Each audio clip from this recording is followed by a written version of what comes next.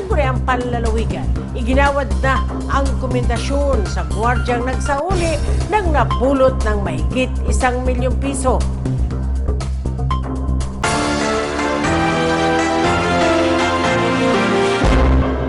Nangako si Salvador Mirandilla, ang gwardya sa Camarines Norte Provincial Hospital na nagsauli ng napulot na mahigit 1 milyong piso sa Sangguniang Panlalawigan na ipagpatuloy ang pagiging matapat matapos formal na tanggapin ang komendasyon mula sa mga miyembro ng SP.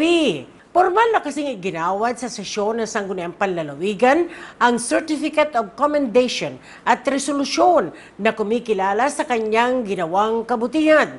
The Certificate of Commendation to Salvador Solomon Mirandilla for his laudable act of honesty and integrity, returning about containing an amount of 1,080,700, which he found on a bus during his trip from Manila to Dagat on May 26, 2024, a zealous dedication and unwavering commitment to his values over self-interest manifested in his act by returning the bag to its rightful owner. Maliban sa nasabing komendasyon, pirmado na rin umano ang resolusyon kung saan tuluyan ang bibigyan ng permanent position si Mirandilla sa pamahalaang panlalawigan. Una rito, hinangaan si Mirandilla dahil sa pagsasauli nito ng 1,080,700 pesos na kanyang nakuha sa upuan ng bus na kanyang nasakyan.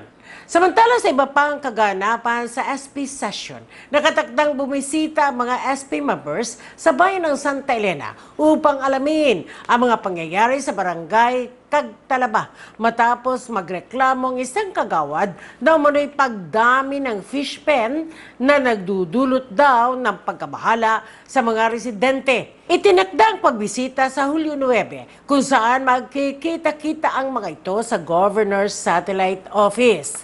Naglaan din ng mga SP members ng oras upang magbigay ng video greetings para sa selebrasyon ng Nutrition Month ngayong buwan ng Hulyo. Mula sa Sangguniang Panlalawigan